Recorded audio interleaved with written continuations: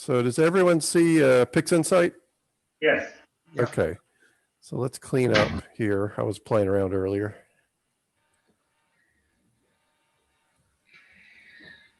All right. So just for a quick overview for people who've never used PixInsight, it's you kind of have this big workspace and you just load images up and you can have many images up at the same time. These little things up here are they're called process icons, and I'll show how to use those later. They're extremely handy. But we're going to first talk about, let me get my notes. So what I have here today, back in April, I took out an old 6-inch f4 Newtonian and my T3i Canon. And just one night for laughs, I just took an hour of data to Leo Trio. And so we're going to go through stacking that today. Now, one of the first things you probably want to do is use this tool called Blink. Now, you don't have to load that up, but I'll show you how to load it. So in PixInsight, there's two menu options. One is called Process, and I usually go here. So these are all the tools for image processing in PixInsight, and it can be a little overwhelming. But anyway, I went here and I clicked on Blink to load up this tool we have here. And then it's a little slow, so I'm not going to start it over, but essentially you can hit this folder icon and go through and pick out you can load up your image, your light frames of your object. And then it'll go through and load them all in here, and then it's kind of like a slideshow. So this orange selection here is the current image, and then over here is the corresponding frame. And for some reason, when I load these, the orientation sensor in the Canon kicks in and rotates it. But you can use this arrow, and you can just step through your frames. You can zoom in with the mouse. So usually what you would do is zoom in, and you can have it play. So it just plays it like a slideshow, or you can step through them. And what you can do here is look through and make sure, your stars are looking okay. If you had clouds come through during the night, if you're looking at it at this view, it would be obvious. You'll see clouds in. If you took images too long and you got down into trees, you would see the trees appear. So you can use the Blink tool to pick which frames to throw out before you even start stacking. There's another tool in PixInsight called Frame Selector, which I'll talk about another time. It goes through and it actually measures things like how many stars are in each frame, your focus, the background level, and it's a little more of a procedural way to exclude frames, but Blink is really handy. So I'm going to put this guy away. Assuming I went through and I've vetted out all the frames I want to get rid of, then to stack in PixInsight, we would go under Script and batch processing.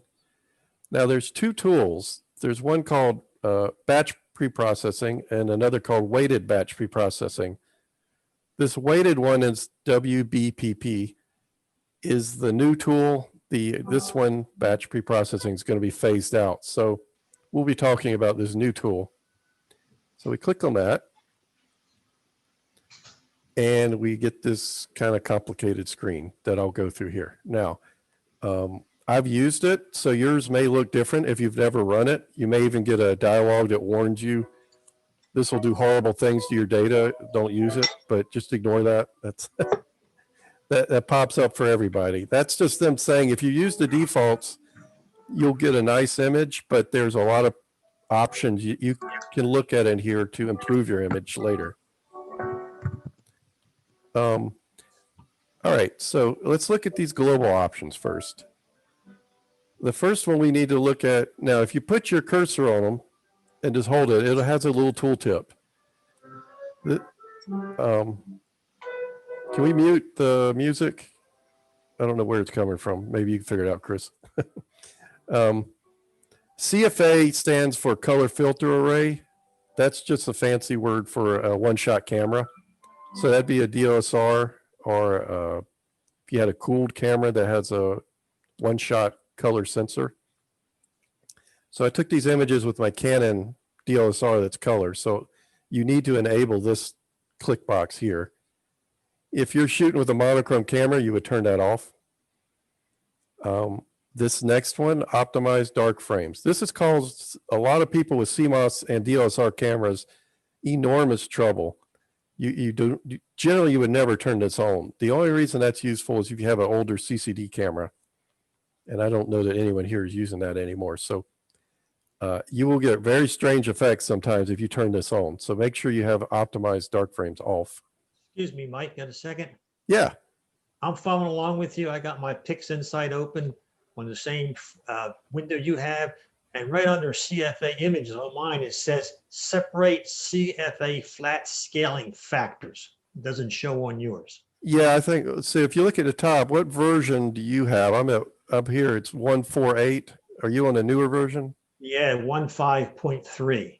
Okay, what did that come up as by default? Was it selected or not selected? Yeah, it was selected. Yeah, I just selected the CFA image like you suggested, but the other ones, separate CFA flat was already selected. Okay. Save process log was selected, and up bottom fits was selected, and Right. rejection image math was selected. So yeah, I'm probably waiting another month or two before I upgrade to the new version. I don't jump on the latest version because there's always problems. But I would leave it with whatever it was set at. You're probably safe. It's this optimized dark frames is the one that you really just, it used to be on by default. And that would always catch people. It's not on mine. Can you step through got to where you are? I have the latest version, which I uploaded just yesterday. But I found scripts. I don't know how you got to where you are. Oh, okay. Yeah, let's do that. I have to close this real quick. So you're in scripts, and we want batch processing, the first option. And then down at the bottom is weighted. You see that? Okay. Yeah. And then it should come up with what I was on. Okay. Yep. And so far we just turned on CFA and we made sure optimized dark frames is off. And then, so generate rejection maps. If you have that on, what it will do is it will stack your image and make a light frame, and it will make two more frames that show the pixels that were rejected. I don't generally find that useful. It just makes the files bigger. So I turn that off usually. And I pretty much, you can see what I'm using here. This is pretty much how I would use it for a DSLR right now. So I'll move on to loading the actual data up in here. Oh, I'm sorry, I should talk about the center. Okay, so if you see up here in the upper left, there's 4 tabs. There are bias frames, darks, flats, and lights. And I'm not going to really go into what those file types are. That's probably a different talk. But generally, when you take data, your light frames are the images of your actual object. Flats are images of something that's uniformly white.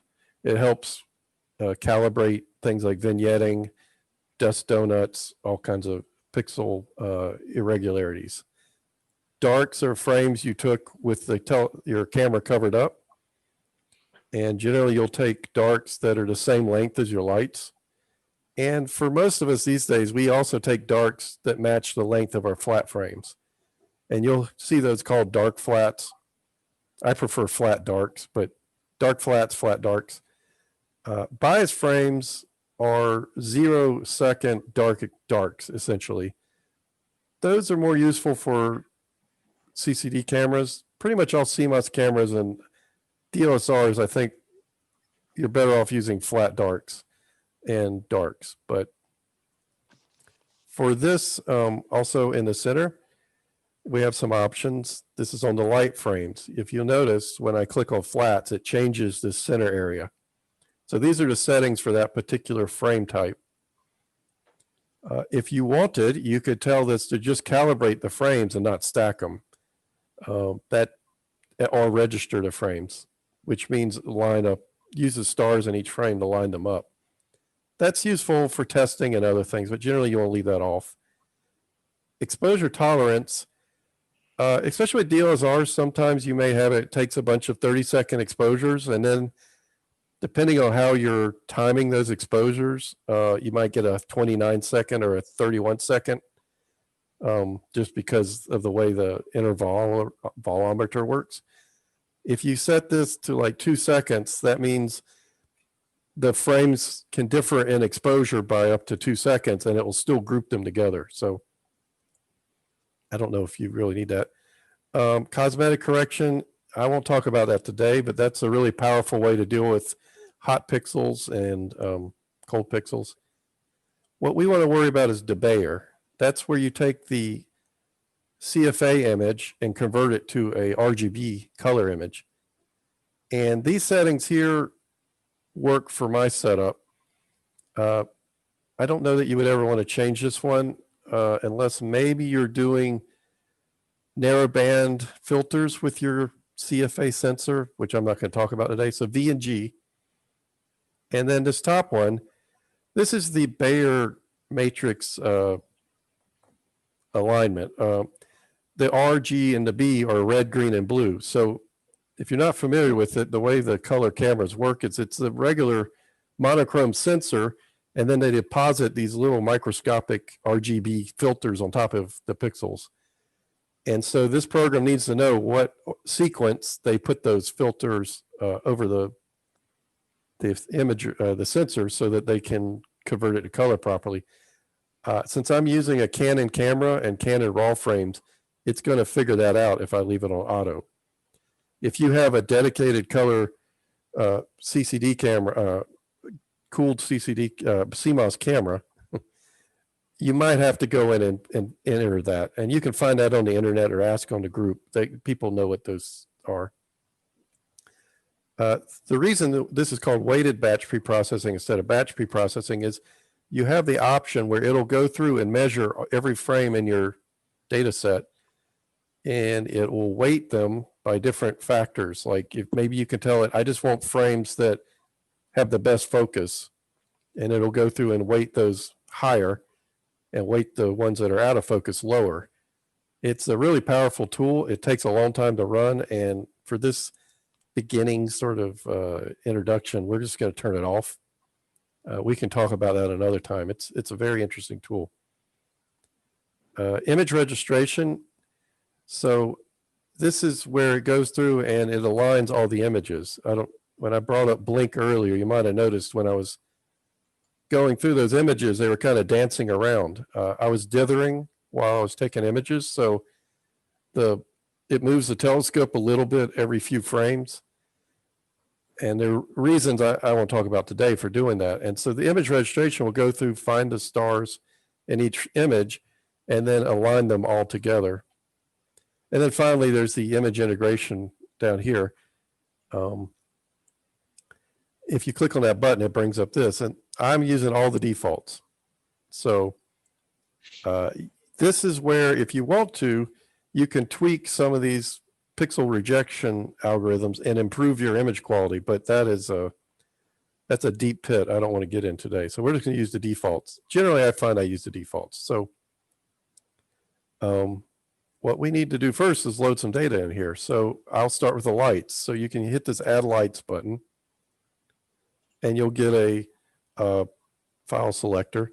Now I have 70 frames, and that takes a long time to stack. So for just demo purposes, I'm just going to grab about 9 of them. So what I did is I clicked on the first one, and then you can shift click and it'll select. It's like any file dialog, but I'm just going to collect a few of them.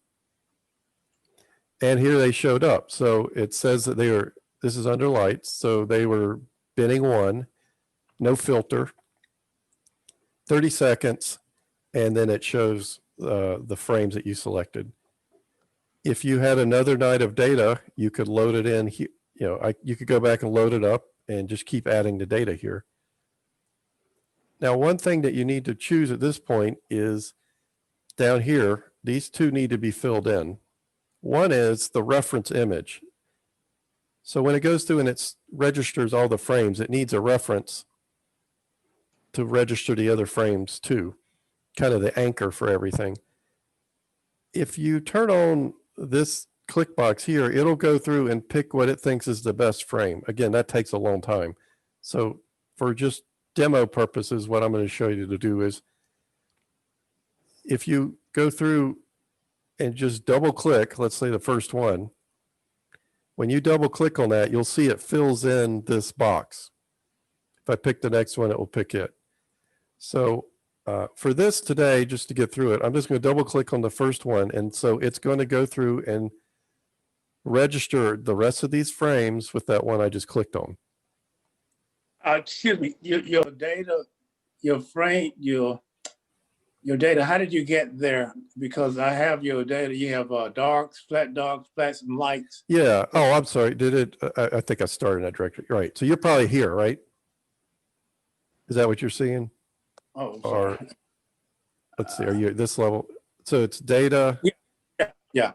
lights, and then So here what- the data. You just clicked on data? Yeah, Oh, so darks. here I went to data and then I went into lights because these are the light frames. Light. All right, lights. And then you should have a list, and they should all start with an L, I think, if you're in the right directory. Right. Yeah, and then you I chose which? just clicked on the top one and went down, let's say 39, and then I Okay. shift clicked and then it selected those. Okay, thank you. And if you happen to do something like this, you'll get this box, which says you already selected some of these frames, so it didn't add them again. That's what this dialog is telling you. Right. All right, so we got our light frames. So now let's click on flats. And currently I don't have any loaded. I'm sorry, let's do our darks next. I think that makes more sense. So click on darks. I'm just using the defaults here. And at the bottom, I'll hit add darks. And in my case, I'm in the light directory. So I'm gonna go up one and then go down into darks. And here again, just to save time, I'm just gonna grab like the first 8 or so. And here and then you can always check this. So these are my darks that I'm going to use to calibrate my lights. And as you recall, my lights are 30 seconds. So these are 30-second exposures also. I just covered the scope up and took pictures. Since this was DSLR, I tried to take them at the same temperature as I took the light frames. That's important that you're close. Now, I also want to load in my flat darks, and those would go under the darks tab. They're just darks that match your flats is the way I think of them. And I put those in a different folder just to make this easier. So I call them, some people call them dark flats. So I'll grab these. And these are 2 seconds long because my flats are 2 seconds. So what have we done? So we loaded our 30-second darks for my light frames, and then we loaded the 2-second flat darks for my flat frames. And everything else I've left alone. And I'm going to move to the flats now. Now, the important thing to look at here is there's this checkbox right here that says calibrate with flat darks. If you're using flat darks like I am, then you need to make sure this is checked. If you don't check that, then it's going to look for bias frames instead, is my understanding. But I always use flat darks. So now that I have that checked, I'll go to the Add Flats button down here and go up, and I'll just grab a few flats. And here it says they're binning 1. So they need to match your lights in their binning and their ISO, or your gain. And they're 2 seconds long. And as you recall, I have these 2-second darks. So these match up. And I'm using the defaults for everything else. So at this point, when you've loaded your data, there's this handy button down here called Diagnostics. And if you hit that, it'll tell you what it thinks is wrong. So I haven't told it where to put the output files yet. And also it's saying there's no bias frames. Since we're using flat darks, that we can ignore that particular warning.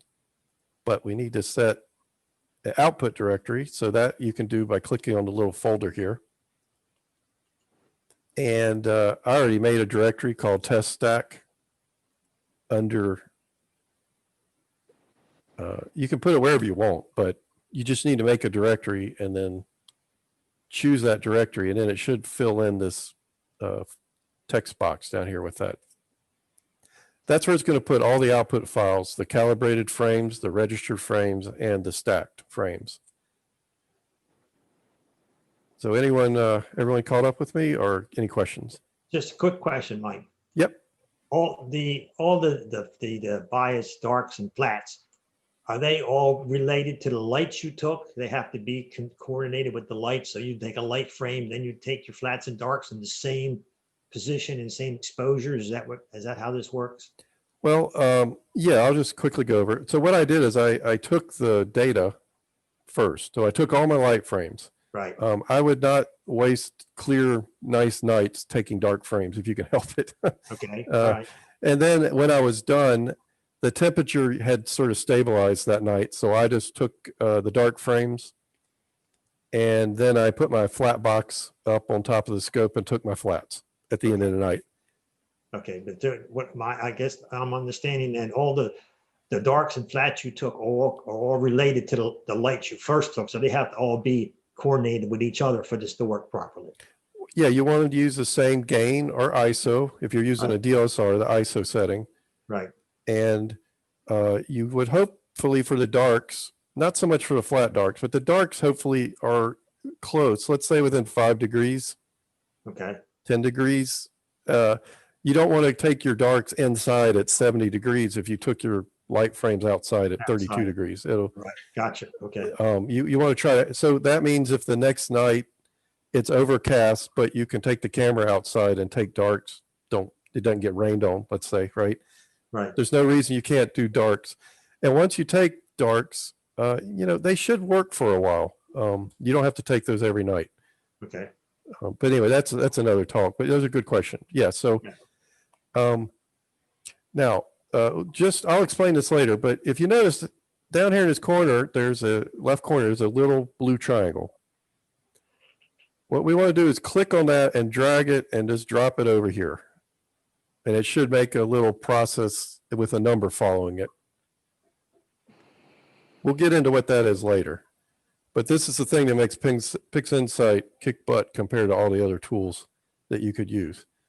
So, and because this window is a modal dialog, you can't do anything to it. If you try to click on it, nothing happens right now. So hopefully, you just drop it off to the side and we'll get to it later. So we've got everything configured. So now we can hit run. And by default, it runs this diagnostic again, just telling us I don't have any bias frames, but we're good with that because I have flat darks. So then you hit continue and it'll kick off. So what's it doing right now? It's going through and processing all these frames. What's it stacking right now? Sometimes it goes by so fast you can't see it, but it's going through all the frames. Looks like they're working on the dark frames right now. So it's stacking the flat darks. But the important thing is this just runs and you don't have to pay attention to it. But all that info is there if you have a problem. So now it's calibrating all the light frames or the flats. Yeah, it was calibrating the flats. It's stacking the flats. Now it's going to go through calibrate the lights. Hopefully this will only take about another minute or so. If it takes too long, I'll stop it because I have stacked versions of this data we can work with now. We don't have to wait on it. I think on my machine, it took about 30 minutes to do the 70 frames.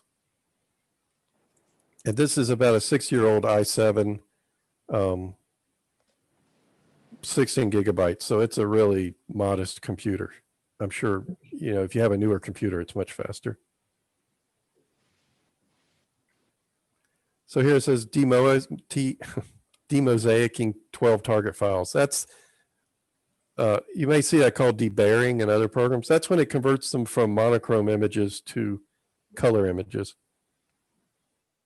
And it says it's using 8 threads. So depending on what kind of computer you have, if you have a new Ryzen with lots of cores, it tries to do these things in parallel. So it may do 8, 16 or more frames at the same time. And it really, it can be really amazing with a new Ryzen processor, how fast this is.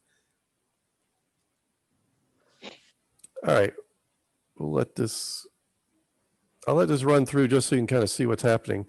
So it says it's ended the demosaicing. It's registering the frames, and it's doing, I guess, 9 or 8 simultaneously. So it'll go pretty quickly here.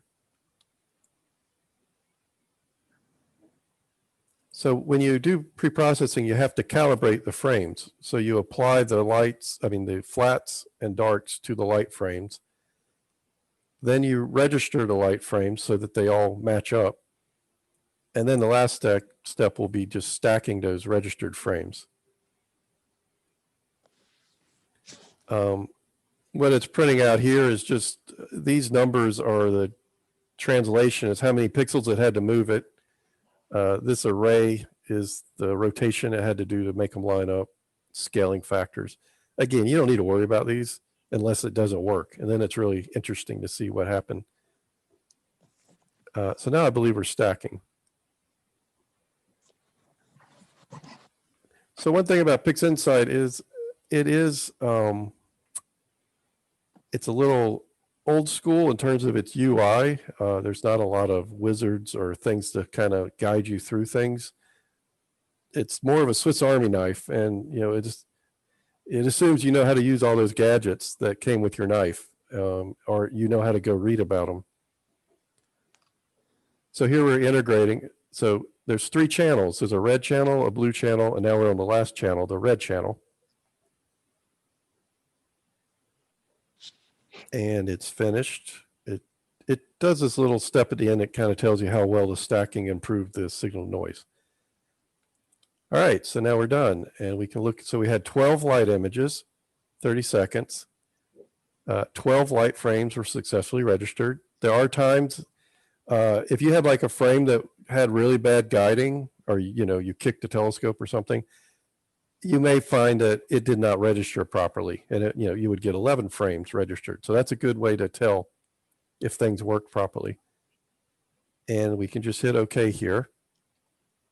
And then we come back to this screen. And again, I would take this little triangle and drag it off and just put it over here in the corner again. And we're done. So we've stacked all our data, and we can hit exit and say yes. So let's go over here to this icon. First thing we're going to do is we're going to right click on it and say set the identifier. And I'm going to call that WBPP Leo Trio. What this icon is if you're familiar with XML, or if you're not, it's a text file, and it has all the settings we just entered into WBPP in it. And if you wanted, you could say save that, and I could save it to disk and load it later. But the beauty of it is if I right click on here and say execute in global context, it's going to load up everything we just did, and it's right back where it was before. So if you were like, I'm tired, I want to go to bed now, you could just save this, go to bed, come back, load PixInsight up the next day, load this process icon, and you're right back where you were before. So, and you can do that with practically any tool in PixInsight. It's extremely powerful. So whenever I've stacked data, I always pull off and save a process icon for that WBPP instance. So I can always come back and redo it if I need to. And you don't have to go through and enter all those parameters and files and everything. You don't have to do that again. All right, so a shortcut in PixInsight to load an image is you can just double click on the background. So or you can go up under File, Open File, And so you need to find a directory that you told it to put the output files. In my case, I said test stack. You may have put it in a different directory somewhere. That's fine. Just go in there. These are the things that WBPP created. The calibrated directory has all the calibrated frames. The registered directory has the registered frames. The logs are basically all that stuff that was scrolling by in that window are in this directory. So if it crashed or it didn't do something right, you can go in there and look and see what happened. But the master directory is the one we're interested in. And here we have a master light. That's our stacked light frame. The master flat is the flat and the dark and the dark. These we don't really need to worry about. Those are just used by PixInsight to calibrate our frames. But this one, we want to load it. So you can click on the master light and say open. And if you've done any imaging, you're familiar with this, is that, you know, when you first load an image and you haven't stretched it, it's all black, and that's normal. What we need to be able to better see this image is this tool I have right here called Screen Transfer Function. If you don't have it loaded, I'll show you how to load that now. Go under Process. I always go to All Processes. It's all alphabetical here. So way over here on this side, there's something called Screen Transfer Function. So you want to pull that up, and you should see something that looks like this guy right here. Now, if you're like my machine, you might have a bunch of these things on the toolbar. You may have one that says 24 with a little computer monitor. If you don't worry about that right now. It's not important. If you do have it, you want to click on that. That improves the preview. For some reason, they default to it off. I don't know why they still do that. But if you don't see that, don't worry about it. It's not affecting things too much. We can figure that out later. So what we have here, there's a red, a green, and a blue slider. Those are the things we're mainly concerned with right now. And if you've ever used the levels tool in Photoshop or another photo editor, it's the same idea. This thing in the middle, you can drag it. It's the midpoint. Basically, you use that to make things brighter or fainter. And you can play with this stuff, but there's this nice little button here. It looks like a radiation symbol. If you just click on that, it'll auto stretch your image for you. So you might want to go ahead and click on that guy. And this is a common thing you'll see when you shoot with a DSLR or a color camera, is that the color balance is way off. It's all green. Sometimes it's all red. That's natural. The filters in the camera and everything else don't always respond the same way when you're shooting, especially if you're using a modified camera. The color balance is set up for more of a daytime setting and not for this nighttime type of imaging we're doing. So it's very normal to get an image that looks like this. So one way we can just get a good idea of what our data looks like is if you look in Screen Transfer Function, there's this little chain link here. What that does is it links the channels. You'll see when I drag this that the R, the green, and the blue sliders are all moving together. Well, what you can do is you can unlink it. So you just click on that. And now you can move them independently, which is kind of interesting. But what's more interesting is to hit this auto now. And what it will do is it will automatically stretch the red, the green, and the blue independently and try to get a better color balance. And now you can see I unlinked the channels, so it's not selected. That's what it looks like selected. It has a little bit of a highlight. That's unselected. And then I just hit auto. And so what it did is it figured out the settings for each channel, red, green, and blue, to sort of neutralize the background. And then you can use the mouse wheel. And then if you have on mine, I can press down on the mouse wheel and move it around. You can see, this is an hour data. It's fairly noisy, but you can see we have an idea of what the image looks like. The colors look closer to what they should be. And the other thing this has done is you can see there's a gradient. It's brightest. I don't know how well this translates. If this isn't showing up well, I can enhance it a little. you should be able to see there's a gradient now. It's brighter up here.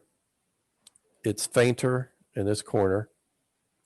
There's a dust donut that got left behind here. So one of the things we want to do early is the PixInsight's very good at is dealing with gradients. And I'm going to use a tool called ABE. It stands for, if you go under process and all processes, it's the one that's automatic background extractor. There's a very sophisticated one down here called DBE, or dynamic background extractor. That is a complicated but very powerful tool. We're just going to use this easy tool here. So I'm going to click on this. This button in the corner will reset all the settings to their defaults. So this is what it probably looks like if you've never used this tool. So I'm going to go through just a quick rundown of how to use this. It won't always fix everything, but in this case, I have a very simple gradient. It's bright in one corner and fainter in the other corner. There's a little, you may not be able to see it. If you have it loaded on your computer, you can see there's a little bit of a band here. I'm going to crop out the center area anyway, so I'm not too worried about that part. So, hey, Michael, it's Doug Lively. Hey, I was going to ask you about that. Because to me, it looks like it almost as if we're actually seeing an image of your chip, right? Yeah. There. Yeah, I'm not sure. Sometimes you'll see something like this is if your images aren't well aligned. If you had, let's say you're taking pictures and you had one over here and one over here, when it registers those frames and it moves this one over here, there's going to be an area over here that it fills in, and you'll get a ragged edge. I don't know if that's what we're seeing here. So let me just ask you. Yeah. What if, it's not in this case, but what if the thing that you're trying to capture or that you're trying to enhance kind of like straddles that ugly band or that band? It's like sitting in between the gradient and that. Yeah, yeah. Yeah, DBE could handle this maybe, or you might have to go into Photoshop and do a lot of this hand cleaning up. This one is usually gradients removal works best when it's a smooth sort of function. You know, this is a kind of abrupt step here. Because what it does is it's going to fit a surface through the gradient, and so that fit doesn't want to, generally those fits are not going to want to bend as fast as this little area. But yeah, that's certainly something we could talk about off band maybe. But yeah, let me ask just one other side question. Yeah, and you'll probably address it, but when you zoomed this out just a few minutes ago, you showed that there's quite a bit of noise there. And are you saying that there's a background extractor then that takes care of that noise, or what is that? No, so I don't know if you guys can see it down here where my cursor is. It's blank right now at the very bottom center. If I put the cursor here, it's reading the pixel values out as I move it around. Now, everything in PixInsight, the pixel values are from 0 to 1. It normalizes them. So it's a little weird at first, but you can see the red is at 0027, green is at 0051, and blue is at 0028. Well, that explains why the image was all green, because the green is twice as high as the red and the blue. The thing I'm talking about will go through and make the green, it'll subtract enough from the green so it's at 0.0027, let's say. So that's, I don't want to jump ahead. Let's focus on this guy so I don't lose people. But when I do that, you can ask me then. How about? Sure. All right, thanks. Yeah. So the way these background extractors, or I should say, it's going to put a bunch of points on what it is, hopefully the background, and then fit through that and subtract that off. So we don't want it to think this star or this galaxy is part of the background. That would give it a bad point. So how do we know where it's selecting those points? So the first thing we need to do is sample generation. This is how big these samples are going to be. For some reason, it defaults to 5. That means it's going to use a 5 by 5 pixel area to sample. And if you zoom in really far, you can see how noisy this data is. So 5 by 5 is probably not a good measure. And also it's going to make a ton of them because this image is 5,000 pixels wide.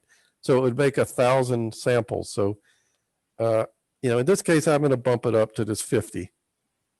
And I'm going to tell it to put those boxes 50 pixels apart. So it'll be one here, one here, one here, you know, space them out. There's nothing magic about these numbers.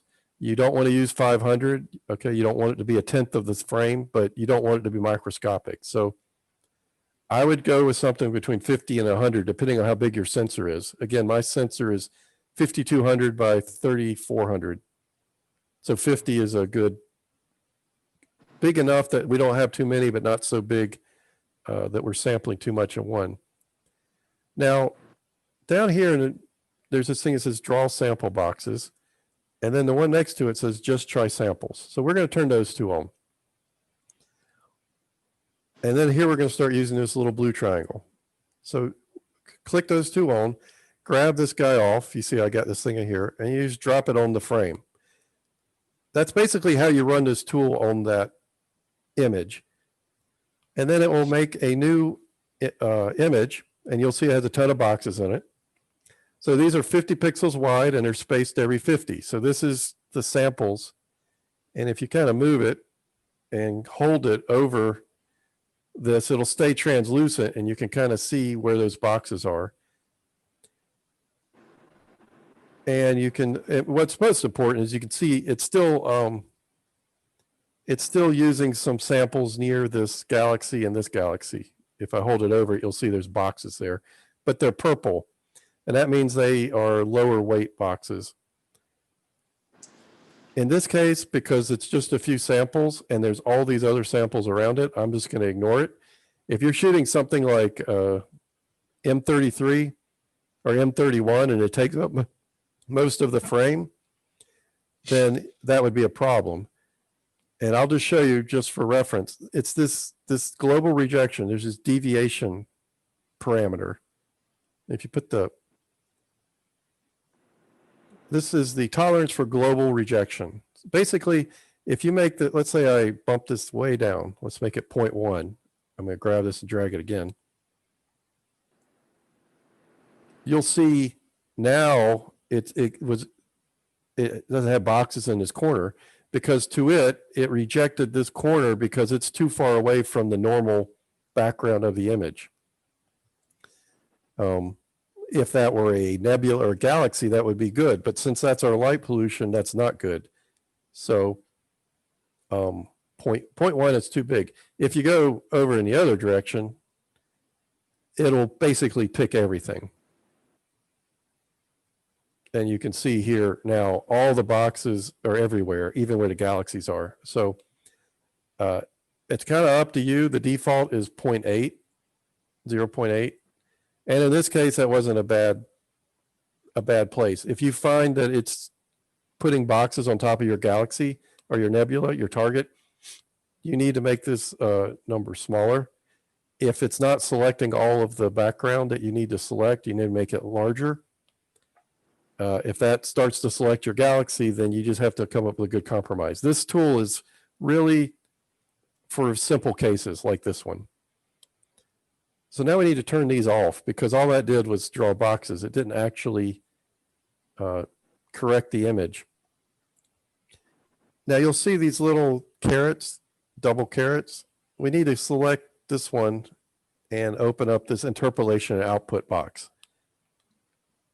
I'm trying to just keep this to the minimum of the things you need to worry about. Most of the defaults are good. This function degree here, we need to make that, we're going to make that 2 here. You could look at the tooltip, but basically the higher that number is, the more it tries to wiggle around and fit the background. 4 is, if you're familiar with polynomials, or it's fourth order. So that has a lot of bendiness, which is great. It will try to follow your background, but it also means if you don't constrain it, it'll start doing some really bad things. For most gradients, I would use a first order gradient. If you add second order, that will start to correct things like vignetting in the corners. I never go above 2. So I always go in here and set that on either 1 or 2. you just have to try it. If 2 works, that's great. If it seems to do something bad to your image, you might want to drop it down to 1 and try that. The lower that number, the less flexibility it has. So that's a way to tame what it's doing. The last thing we got to do is down here. The correction is currently set at none. We want it to subtract the light pollution out. I always turn on normalize. You don't have to. Basically, it shifts everything back up by the amount it's subtracted from one channel. I find that's just a habit I have to use this normalized channel. I will leave this off right now. I usually click on this. That just means it fits the background and throws it away after it subtracts it. But we're going to look at the background here for this time. And I'm going to do replace background the target. So when I drag this on the target, it's going to actually work on that target and not make a new one. So what I changed was I set the box size and separation to 50. The default of 5, I think, is too small. I did not touch this global rejection deviation. That's the parameter you can use if it's not putting boxes in the right places. If you make it larger, it'll add more boxes. If you make it smaller, it'll have fewer boxes. To see the boxes, you can click on Draw Sample Boxes and then just try samples. And then just drag the triangle onto the image and it'll draw a new image showing where the boxes are for the samples. I dropped the function degree and the interpolation output down to 2. And I set the correction to subtraction. I turn on normalize and replace target. So now we're ready. So we can drag this and drop it on the image.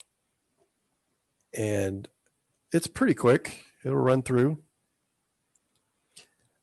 It popped up this new window. If you look, it'll say it's the same name as our image, and it added ABE background. And if I click on the auto stretch for that image, you'll see it's mostly green, which is what we saw before.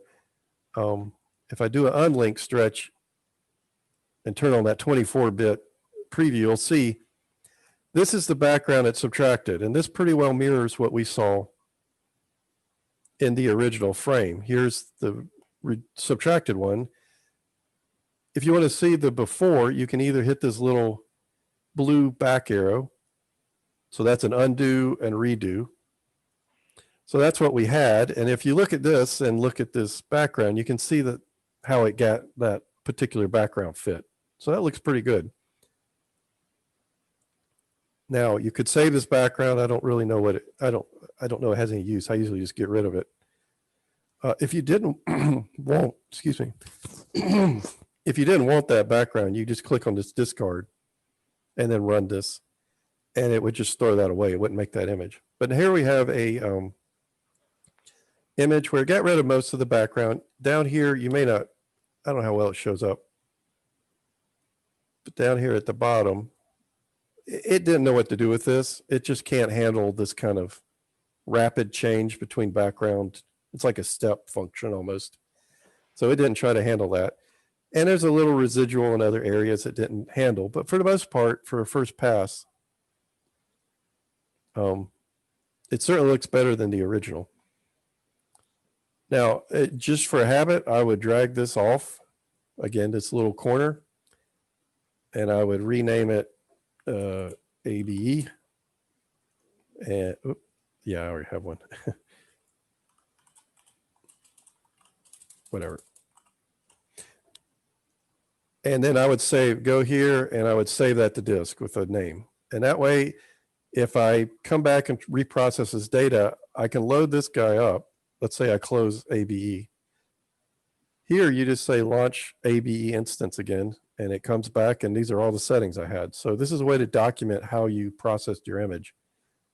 So if you get down 3 more steps later and you don't like something about how it looks and you have to start over, at least you can start with your settings, and you don't have to start from scratch. All right, so here we have our image. And let me go back and talk about this STF. This is not changing the data. This is a preview. So it's You know, it's kind of like if you went on your monitor and cranked up the brightness, it's not changing the image data. It's just changing how it looks. And that's an important thing to remember in PixInsight. A lot of things we're doing here are with this preview are not changing the data yet, because if I hit this little reset button in the corner, this is what the data actually looks like. This is a neutral stretch. It's not, there's no stretch at all. This is just showing the pixel data as it is. We haven't, all we did was we subtracted the gradient. I haven't done any stretch and I haven't done any color calibration. You know, it's still green because we haven't calibrated it yet. So that's what we're going to do next. The first thing I want to do is crop. I don't need all this image. So if you go under process, all processes, there's something called dynamic crop down here.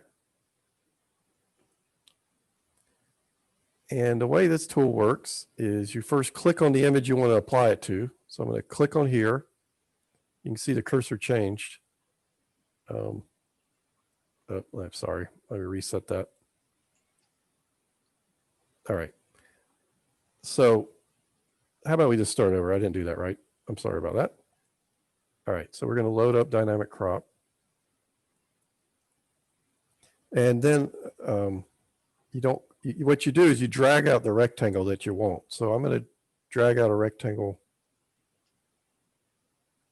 It doesn't have to be perfect. So this inner area is what it would crop to. If you move this cursor to an edge, you'll see how I got that little nub on the top. That means you can drag that way. You can drag it over here. If you want to, you can get fancy and rotate it. If you just click in the middle and do that, it'll just drag it around. If you grab the corners, the rotate. If you grab a corner and pull out, it'll make it bigger. So, you know, I'm going to do something like that. And then you hit the green checkbox and it cropped it. And again, I'm going to drag that over there and call that dynamic crop. So I can remember how I cropped it.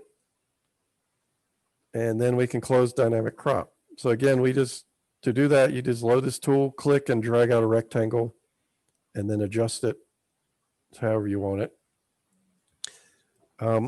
So it doesn't fit this window anymore. A little shortcut in PixInsight, this little arrow here, that'll shrink the window to the image.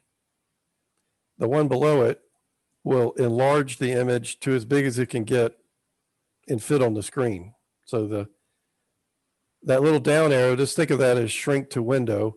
And the one that looks like a little explosion here is explode, make it as large as it can fit on the image, on the screen.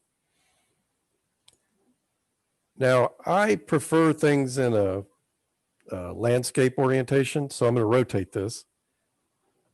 If you go under image, geometry, these are very simple operations. We're going to do the rotate 90 degrees clockwise.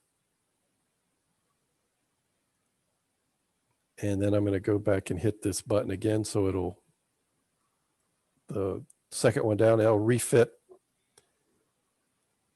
All right, so I've got this cropped down and kind of to a scale. I think it'll display the three galaxies nicely.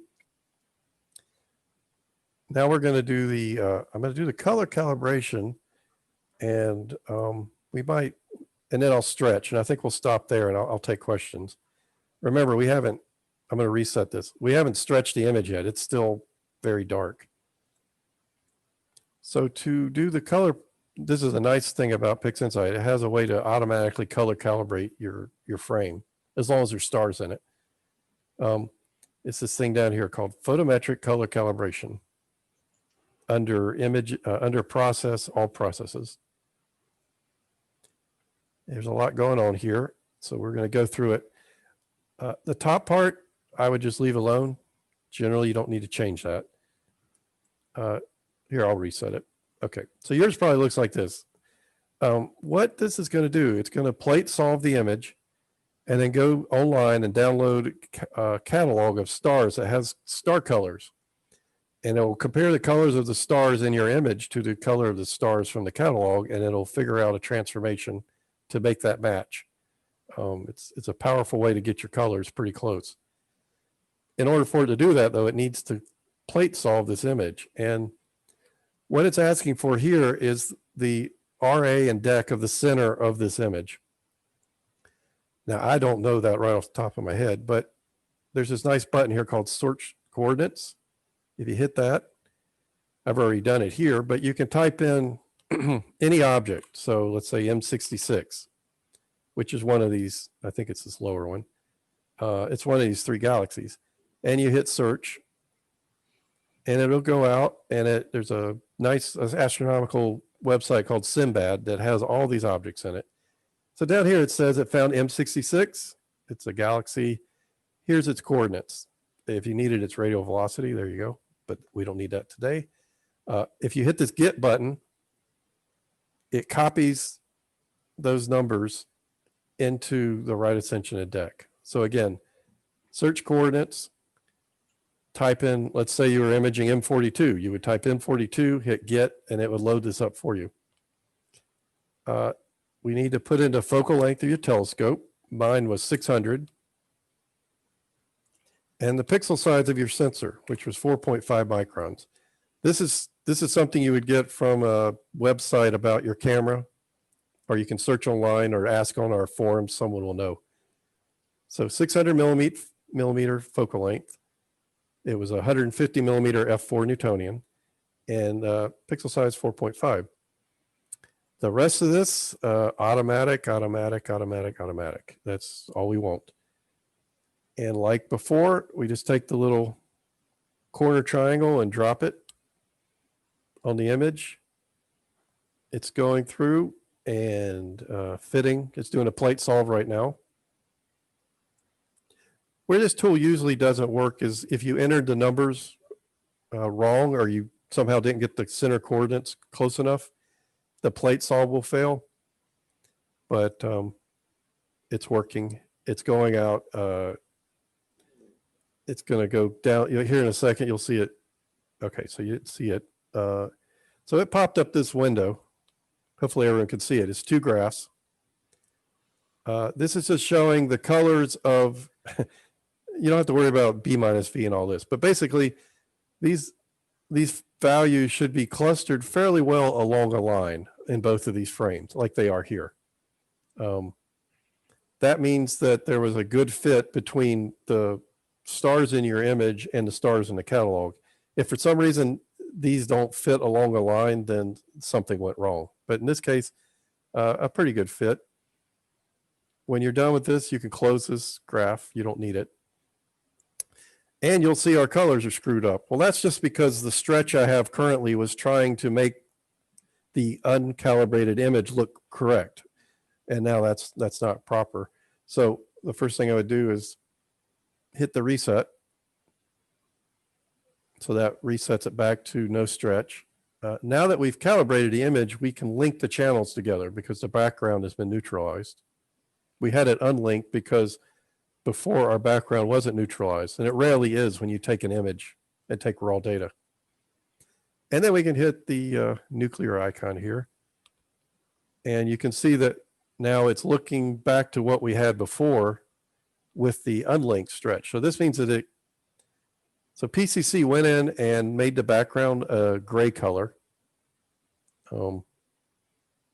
Pretty close. You see there at the bottom, it's 0062, 0064, 0066. So it's a very dark gray background. That's what you want. You don't want it green or red. And then if I zoom in on one of these galaxies, you'll see it's a noisy image, but you can see it's kind of got blue arms, a whitish core. So it pretty much did what it's supposed to. This one has more dust, so it's a more reddish galaxy because we're looking through it edgewise instead of straight down. So, but again, PCC does not stretch the image. This is only looking stretched because I use this preview here. I'm going to get rid of PCC right now. If I go back, the data is still not stretched, so it's very dark. So for this last step, we're going to use a tool called Mask Stretch. It's under Process, All Processes, and then Mask Stretch, M-A-S-K-E-D. So what this tool does is it goes through your image and it tries to identify the darker parts, the background and your galaxy, your nebula.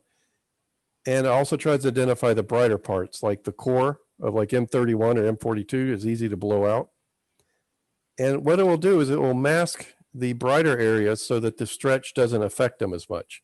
It tries to protect the highlights so you don't blow them out while it's stretching the very faint parts of the image. I always use the defaults. You could read the tooltips if you wanted to play with this, but all you really do with it is take the triangle and drop it on your image, and it'll go, and it's pretty quick. It's analyzing the image, figuring out what the background level is, and then what it actually is doing is it's doing little miniature stretches. Well, it's doing 100 miniature mask stretches. So it stretches, it reanalyzes, it stretches, it reanalyzes.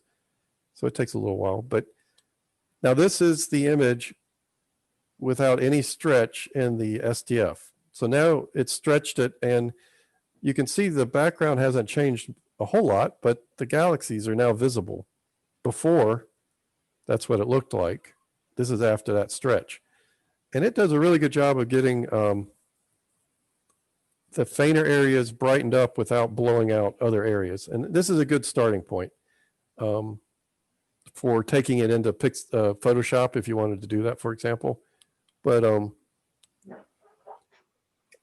now I usually end up doing a little bit. I'll come in here and, I might push the midpoint down. That brightens everything.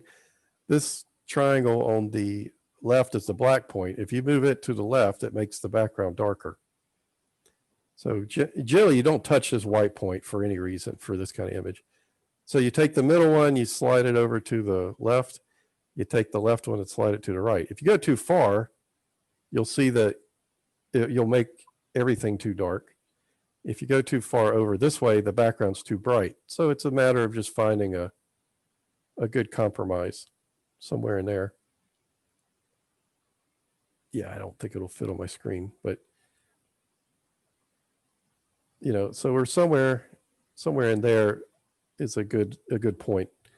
I'm not going to get into the noise reduction. Maybe after we've taken questions and stuff, if someone wants to hang around, I could show doing a simple noise reduction. But this is a basic workflow to go from lights, darks, and flats, and to get to a stretched image that we've taken the gradient out of.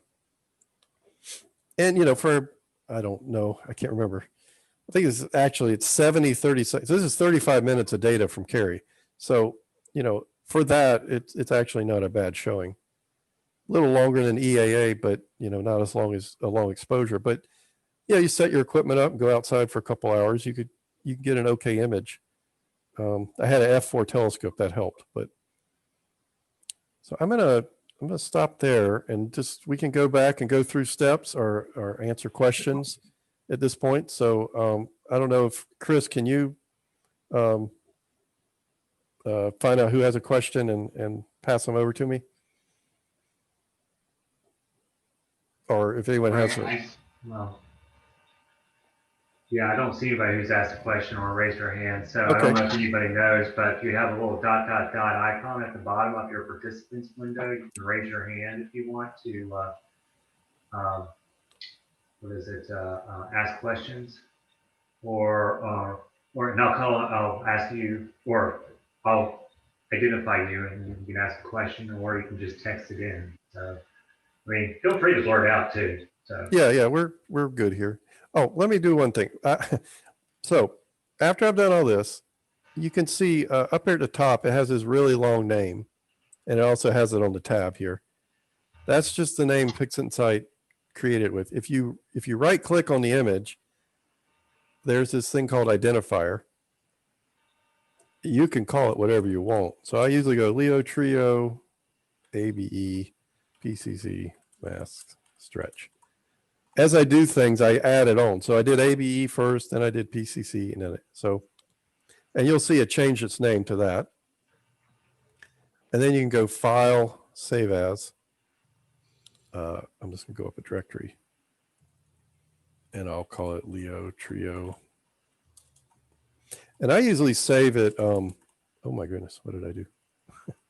I usually save it after each step, and I change the name after each step in case I have to go back. But in this case, I didn't, so we'll just call it that.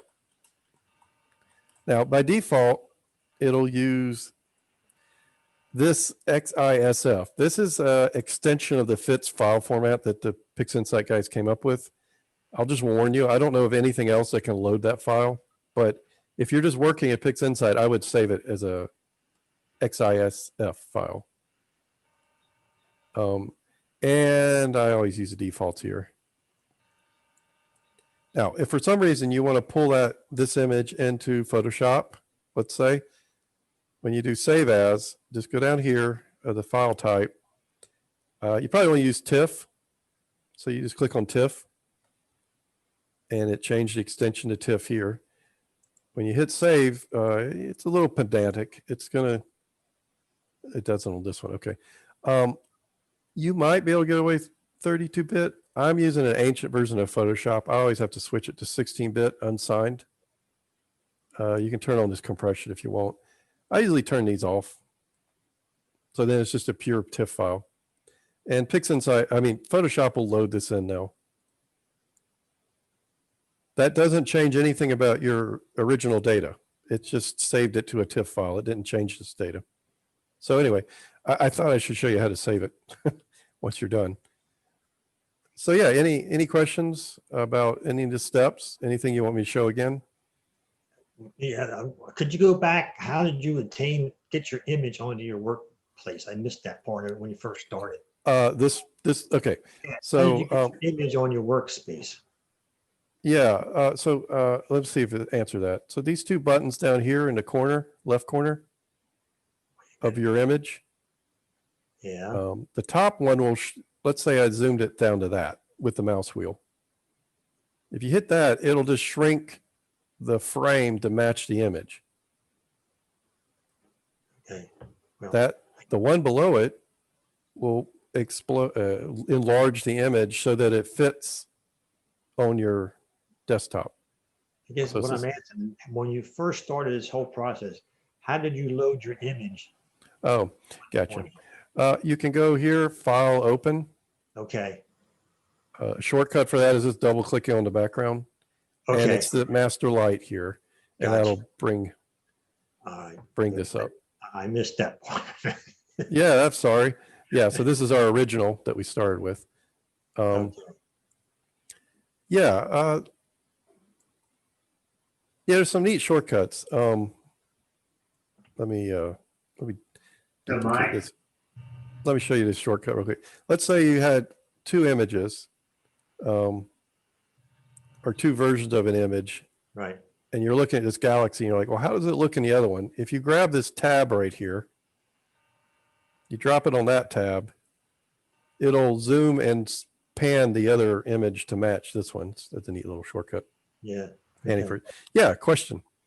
Yeah, so Vincent Solo wanted to see what the PCC setting was again. He Sure said thing. it's failing to plate solve for him. All right. Here's the PCC window. I found with this image, before I cropped it, it would not plate solve with PixInsight. So you need to have cropped it down. I've never seen that before. The other thing is, I know in the latest PixInsight, they did a huge revamping of the star catalogs and how you have to go download them and how plate solving works. I haven't used that yet. So it may be something we have to look at separately, just because I haven't tried it with the new tool. But the key settings would be these coordinates. Let me see if I can get let's get the yeah, let's turn that on. So it should, no, I guess it didn't do it. So focal length is 600. pixel size 4.5, and then the RA and DEC. So those are the main things. What I've found sometimes, I won't get into too far, but if you go under script, image analysis, there's this image solver. All this does is plate solve an image. It is possible. So here again, you put in the 600 to 4.5. Here are the center coordinates. And in this one, you don't drag the triangle. You just hit OK. And it'll go and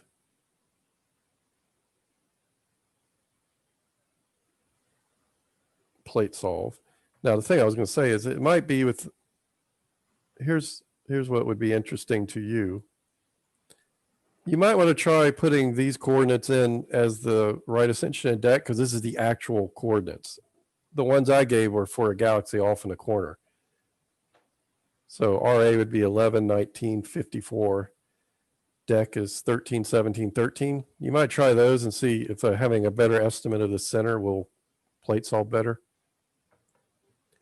If you plate solve an image, or you had a plate solved image already, and you have PCC loaded, you can hit this acquire from image, and it'll tell you it found, there's all this metadata in the headers of an image. So it found a RA DEC, focal length. It loaded all of that from that solve I just did with image solver, and you can see it replaced that. So that is the one trick with PCC is figuring out the right parameters to get it to solve for your particular telescope and sensor. Once you have that figured out, you don't ever have to change that. It should work. But so it might be, you know, if you send me that file, send me your file off band, I can try solving it and we can kind of work through that. I don't know how to do that right now in any quick way. But I'm always, just send me data, guys, and I'm always happy to look at it and try to help out anytime. All right, well, if there's not any questions, if anyone wants to watch me go through a noise reduction real quick, I can do that. Or if we just want to call it a meeting here, that is fine as well. I'll leave it up to you guys what you want to do. I can't see the chat, so you'll have to tell me. Yeah, I don't see anybody asking any questions. Yeah, I mean, where, yeah, you can go ahead and just do one. Mike or Chris, where would the recording be? We want to go back and look over this again. How would we get the recording that you made? So I passed the recording on to the social media people over at the club. Of course, I'll give you one too, Mike, if you know of a better way to post it. But they'll let you know on the mailing list of where it went, everything. Okay. It'll go onto a YouTube channel, basically. Okay. Yeah, it might take a few days, but it'll be available.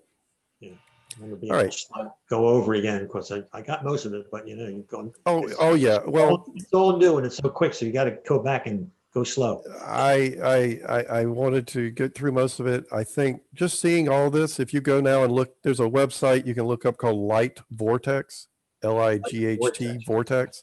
Okay. This fellow has tutorials out the wazoo on all of this stuff. There's also other YouTube videos, but I thought if we just go through it together and you kind of just see the buttons and everything, that might No, it's be enough familiarization that when you go look at someone else's stuff, right. and I recommend it because there's much better guides to this than my guide.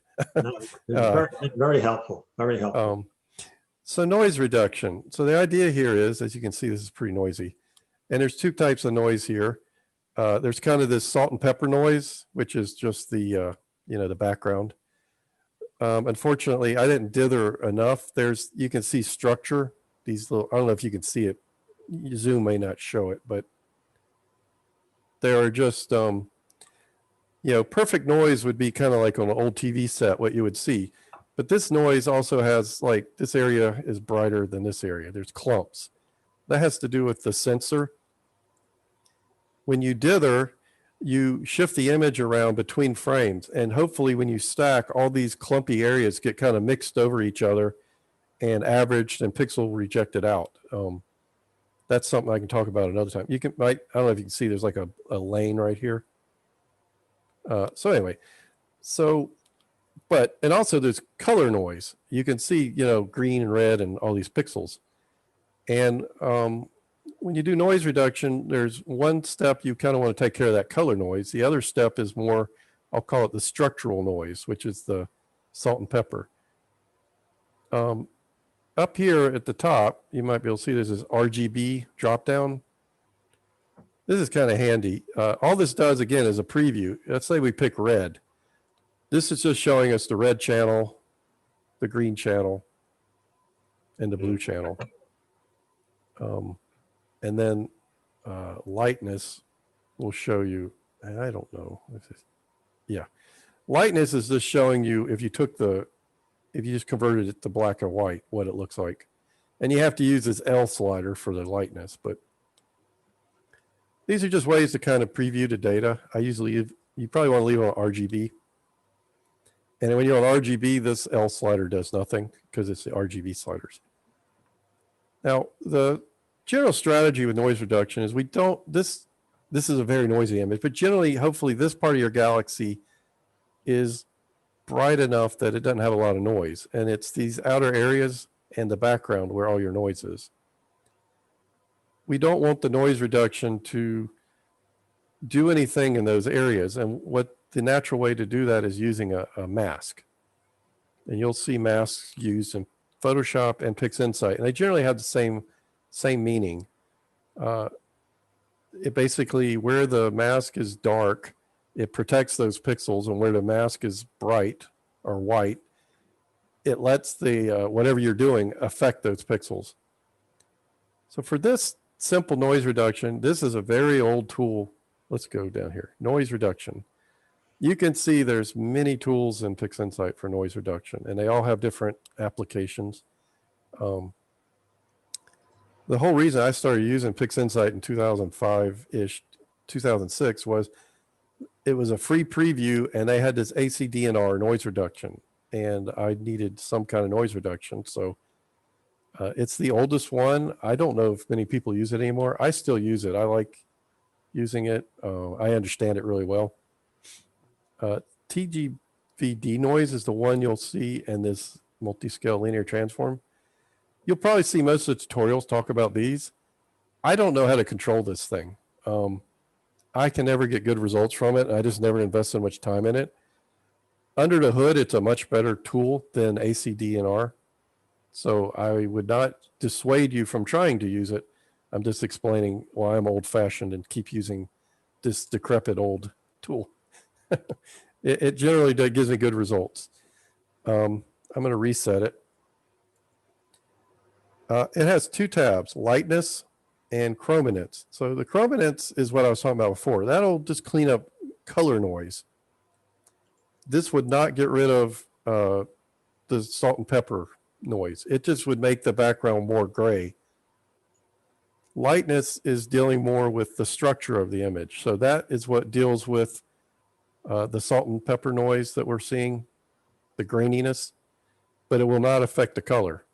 And it's really nice to have it separated in two tabs, and you can control each independently, because you can usually go after the color noise a lot more heavily than you can the structure lightness noise. Now, the first thing we need to do is set up a mask. And down here at the bottom, it says Lightness Mask. And this is what we're going to use to create a real simple mask. And what we want to do first is hit this preview button. And then we're going to use a button we haven't used yet. It's this real-time preview. If you hit that, it will pop up a new window that says real-time preview. It says ACDNR. Now, for some reason, down here in the corner, it says smooth. We want to hit maximum. In the old days, let's say 15 years ago, trying to do a real-time preview would blow up our poor little Pentium 4s or whatever we had back in the day. And so smooth is doing a very rough estimate of the preview. These days, we want the maximum. This is like a quality level. You always want to bump that up to maximum. I don't know of any way to make that the default. So what we're seeing here is our mask. And at the moment, it's pretty white except for the brightest stars. You may see a star right here. It's black. And what that's saying is if we use this mask, it would not do any noise reduction on that star. That's a good start, but we want to go a little further. So what we're going to use first is its midtones. We're going to slide it to the left. And as we go to the left, whoop, too far. As we move to the left, you'll see the stars show up, and then the galaxies will start to show up. So let's stop about there. What that's doing is black in the core, so we're not going to get any noise reduction in the core. And then we'll get some, you can see it's gray outside. That means it'll do some noise reduction. The other problem is the background is gray, meaning it won't use full noise reduction. A gray value means use a fraction of the tool. For that, we got to grab shadows and slide that to the right. And you'll see the background start to brighten up. So we'll try to get to some point like this, where the cores of our galaxies are black, meaning we're going to mask them out. The stars are masked out. But these outer areas that were noisy are going to get a partial treatment. Gray means, let's say it was a 50% gray, that means it applies 50% of the noise reduction. If it's black, that's a 0% gray, no noise reduction. White, 100%. It'll do full noise reduction out here in the background. So again, we aren't doing noise reduction right now. We're just creating a mask to protect different parts of the image, in particular the brightest areas that maybe don't need noise reduction. And we did that by hitting the preview button and then hitting the preview button down here. Now so I like how this looks. 0.06 and 0.12 are the numbers here, and this is at 1. Hardly ever would you touch this. If you start sliding this over, it causes trouble. So I don't use that. I use the midtones and the shadows. Now, if I turn off this preview here, what's going to happen? Don't do it yet, but it's going to start computing a preview of the actual noise reduction process. And that is extremely expensive to do. So I don't use it that way. Turn this guy off. Close this real-time preview. We're not going to use it anymore. What we're going to use are, they're just regular previews. And I'll show you how to create those. What you got to do is you hold down Alt and N at the same time. Your cursor should change to this little shape. And while you're holding that down, just drag a you can let go and then drag a rectangle. And it makes a preview. And if I click on this tab that says preview, now I'm just looking at that galaxy. So now I can do noise reduction just on this little galaxy area. It's almost instantaneous, and it's much quicker than trying to do noise reduction on the whole image at once. I'm going to do another one around, maybe a bigger one around this galaxy. And then I usually do one just in the background somewhere. And one around this guy. So what's the point of this? Well, this is a quick way to run a tool that is very slow on your image and get an idea of what settings you want to use, and then you can apply it to the whole image when you're done. And they're labeled like preview 01. If I click on this, these are the different previews. That's the background. That's the other galaxy. So I'm going to start with the background. So click on preview. I'm just going to leave it like that. So now we need to actually go and set the noise reduction settings. The main things you worry about here are standard deviation and amount. Standard deviation is basically how big an area that noise reduction is going to act over. If you keep it very small, it's only going to look, think of it kind of like a blur in a way. If you set it very small, it's only going to clean up very small types of problems. But we have very big scale problems in this image. So I'm going to slide it way over here to 9. Now this is just the lightness tab. There's a similar settings for chrominance we'll get to in a minute. We're just going to do this. Another recommendation that the PixInsight authors have made is the amount is how much of the noise reduction to apply. If you set it at 1, that means apply the full effect. If you put it at 0, it would 0.1, it would do 10% of it. Their recommendation is to do something between 30 and 50. Let's just set it at 50. So we're going to do 50% of the, it's going to compute, I need to do this much noise reduction. It's going to divide it by 2, 50%. But then we're going to tell it to do 3 iterations. So instead of doing one big heavy noise reduction step, it's going to do 3 more delicate steps. And in a lot of tools in PixInsight, it's recommended to do several smaller steps than try to do one big step. If you remember with the mask stretch, it did 100 small stretches to get to that final result instead of doing one big stretch. So again, that's a similar idea. So we set standard dev to 9, 50%. I usually turn on this multi-scale pre-filter. I'm not going to pretend to tell you I know what it does. I've just observed it does a good job cleaning up the background. And that's all I'm going to do for that one right now. And then before we forget, we're going to turn on the lightness mask. So if you don't have this on, you can do all the stuff you want down here. It doesn't use it. Only when you turn on the lightness mask does it apply that mask to the image when it does noise reduction. Now I'm going to go over to chrominance and do the same thing. Just for now, we're going to use the same. They don't have to be exact. You can use the mouse wheel to turn them, but just something close to 9, something close to 1/2, and turn on the lightness mask. And then to apply it, you just drag it over there and run it. All right, so what happened? Okay, so the new keystroke you want to learn is Control and Shift. While you're holding down Control and Shift, hit Z. That'll toggle between before and after. It's a really handy way to see what your tool did. Excuse me.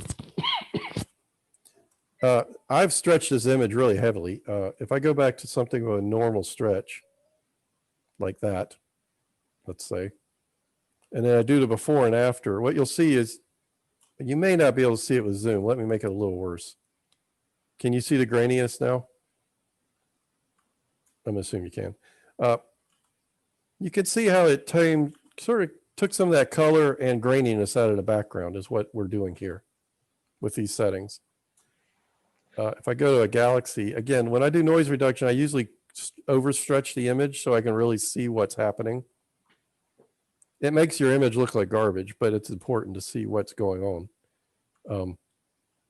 Let me reduce this back to, maybe that's how we would want to stretch our final galaxy. That's the before, and that's after. You can see, we got rid of a lot of that noise, and also it took some of the color out of the background. Again, all I'm doing is clicking on the tab and then taking the little triangle from this tool and dropping it on the tab. These are previews. It is not changing the original data. If I go back to this top tab, this is the original data. It hasn't touched this yet. It's only working on this preview. And again, before and after is Control Shift and then hit Z. And then while you're holding down Control Shift, hit Z again.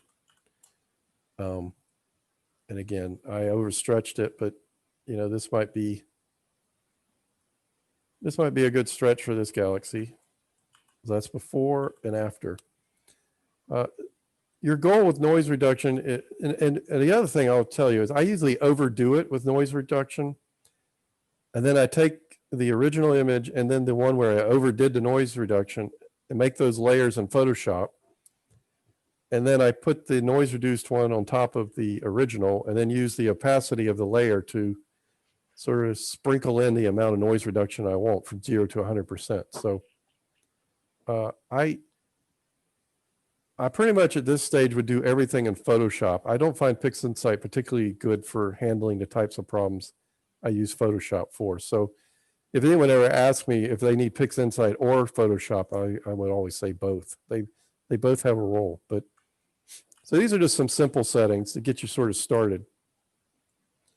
The other thing you generally have to play with this tool are these protections.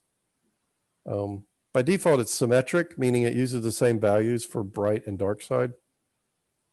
I'm going to turn all that off just to show you what this protection is doing. So I'm going to run it with those disabled, and you'll see some bad things start to happen. You might be able to see the stars got bloated. The protection was basically saying you can noise reduce up to this limit right here and don't do anything else. Now that I turned that protection off, I believe it is the bright side protection that deals with star protection. If I run it with just the bright side on,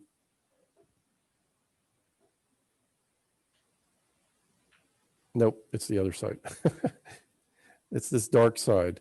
So if I run it with the dark side on, you'll see these little halos will disappear around the stars. Right, so that's, but this slider, I'm not going to try to explain it now. I would just, you can read that tooltip, you can go online, or you can just play with it. The way I would play with it is slide it way over here and run it again and see what it does. And you can see these little halos, maybe you can't, but these little bright areas reappeared around the stars. So obviously this needs to be lower. I think it's around here. Generally, the defaults will work for those, but if it's not working, just drop me an email. Some of this, see how we got these little islands of noise out here? I believe this setting will affect those, but I don't want to go through all that with you right now. It takes some time to play with. Yeah, you can see that kind of tame those down.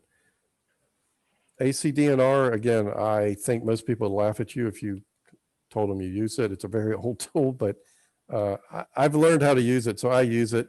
The other one you'll see people use for noise reduction would be probably Tgv Denoise. Just for laughs, I'll run the default. There's no mask, there's no anything set up. If I run that on here, it'll probably look like abstract art when it's done.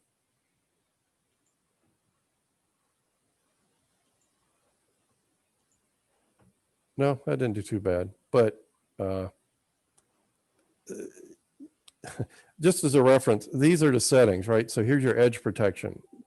This is a multiplier, and this is a power of 10. And you can very easily have to move these by several powers of 10 to get a good result. So lots of potential for good results, a lot of frustration trying to find it. So if I were starting from scratch, I would probably find a good tutorial about Tgv Denoise and try to learn how to use it.